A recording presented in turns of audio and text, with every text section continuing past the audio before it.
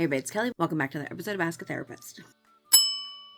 It's been a big year, and I wanted to take a moment to just sort of sit with you in a different space and talk about that. I heard a quote recently that there's a weight, there's a burden that comes with being the storyteller, and that really hits me on a lot of levels. One is from a therapist standpoint. As a therapist, I do become a story holder and a storyteller. Not that I tell people's stories, but in helping people to see their own story, I become a storyteller on a regular basis. And I help people to package their stories in a way they can tell them that makes sense to their loved ones and the people that they care about. I also, as someone who works with religious trauma, help people to tell the story of what has happened to them in a way that helps them see that it wasn't their fault, in a way that helps them see that the trauma inflicted on them for being queer, for being born into a family that loved their religion more than they felt was necessary to respect them, that those things weren't their fault and that they don't have to pay the penalty for that for the rest of their lives. Doing this channel, being a storyteller here, I struggled to get this channel off the ground, or I felt like I struggled to get this channel off the ground for a while.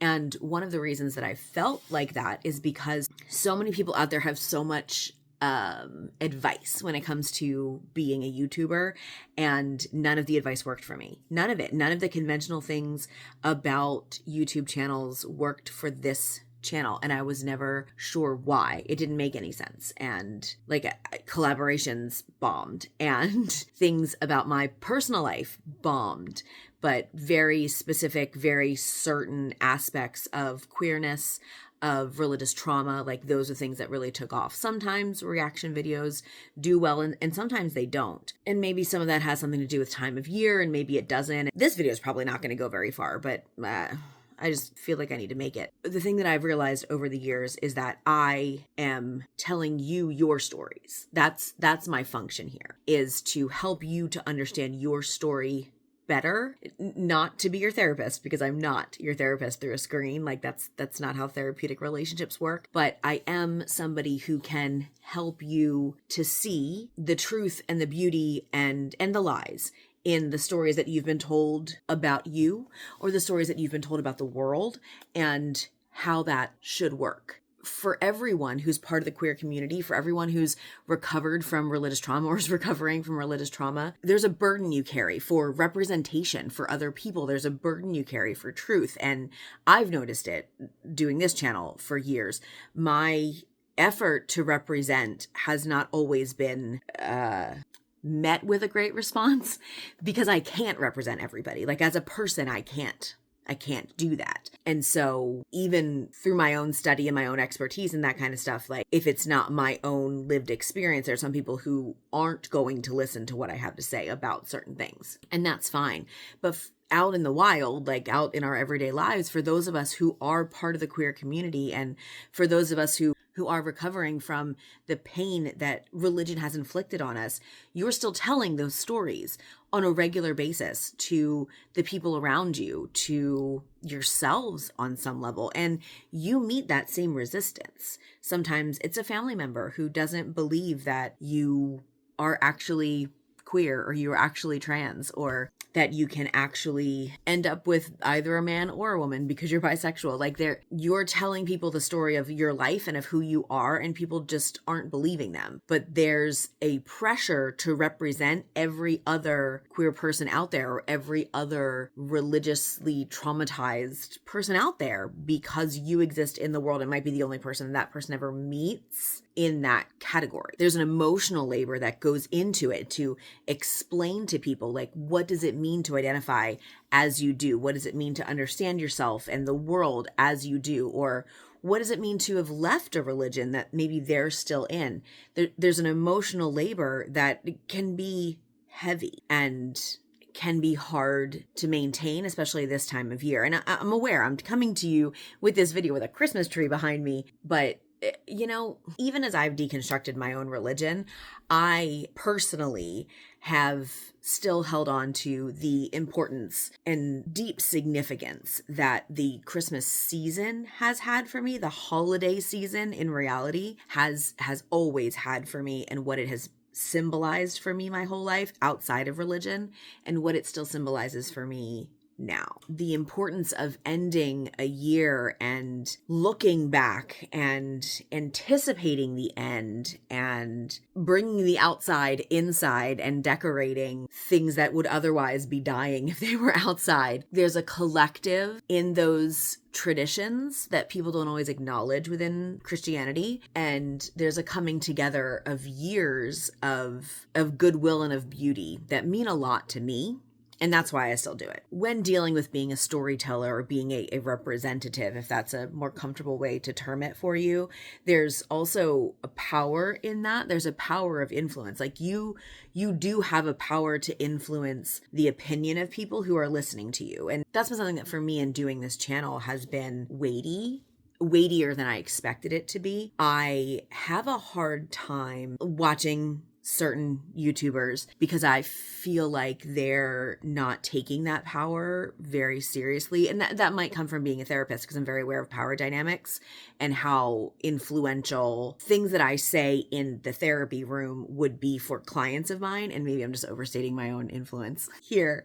Very well could be. I mean, it's a very small channel in reality, in comparison to other channels that are out there. For sure, it's still a small channel, but we hit 10K this year, and that was a big deal for me. And that was a moment for me to kind of step back and go, okay, where are we going with this? And what are we doing? And are we continuing on the same path that we're continuing on? And why? Like, is this channel doing what we need it to be doing? And are we giving people what they need? Because, when views go down and when comments go down, especially when comments go down, not even just views, when comments go down, it does call to question for me whether or not what we're doing is worth it to people, and whether or not I'm present enough with you to be putting that kind of work into it, because it is still just me. Like, I am still the one doing all the editing and promoting and cutting and filming and setting up and tearing down and all that kind of stuff. So the idea of potentially helping people to set their moral compass and being any part of that for anyone is a weighty perspective.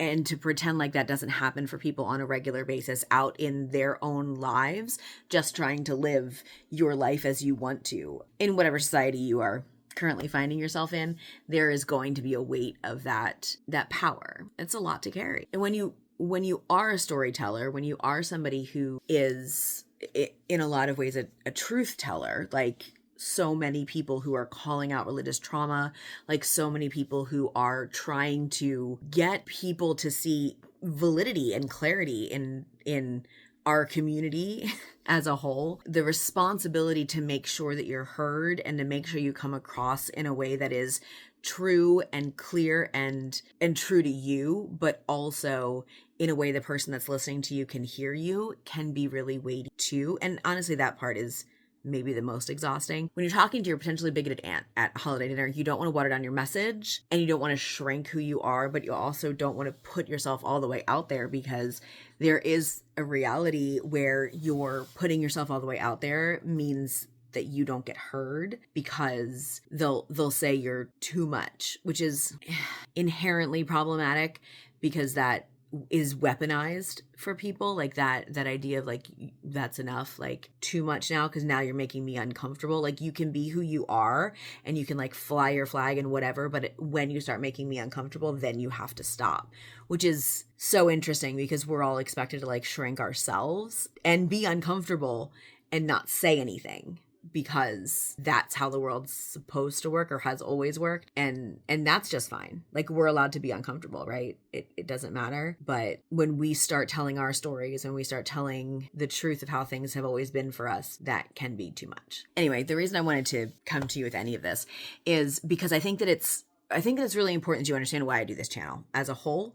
And it's important to me that I mark somehow the end of this year. This was such a huge year. This was a terrible year politically, and a rough year personally, and a extraordinary year professionally. And the intersection of all of those things is weird. Like, it's just weird. And I don't know what to do with all of that. And so at least sharing that it's it's okay to not know what it means to wrap 2025 up in a bow. And it's okay to feel unresolved about some things and celebratory about others. It's okay to not know where next year is going to take you. It's okay to be excited about where it is going to take you. This channel has been the source of stress and joy. More joy than stress, honestly, over the last 5 years. And I say 5 years because that's been the amount of time I've really been putting effort into it. It's been on air, if you will, for a lot longer than that. But the last 5 years, the amount of time I'm putting the real effort into it, last 3 years is when I've been doing weekly videos. It has been an amazing journey. And I don't know, I'm not stopping the channel, but I don't know that we have a lot of benchmarks after this that we're actually going to hit. Like, I don't see us hitting 20K. I don't necessarily see us hitting ever 100K. We're just not, the content that I put out is just not 100K content, you know, and there are some realities to social media that just have to be faced. And that's okay. But like, when I looked at hitting 10K and I went, okay, the next big benchmark would be doing this all over again. I was like, yeah, this is probably my last benchmark. So I wanted to commemorate it differently than the others. So yeah, storytelling is important. Telling your story is important. Your story matters. And I think that some people don't feel like they have the permission to tell their story in a way that people are going to hear it and receive it. But you do. And not that you need it, but you have it, and you should tell your story because it's important. Find a way to tell your story. People want to hear it. People need to hear it. There might be somebody out there that needs to hear what's happening with you. And that's the only way they're going to know that things are going to be okay for them, is that they hear it from you. So it's in the comment section here, in our community page, on your own channel. I don't know. Find a way to tell your story. And that's it for today. Thank you so much for being here. I will see you all next time. And until then, take care of yourselves and each other.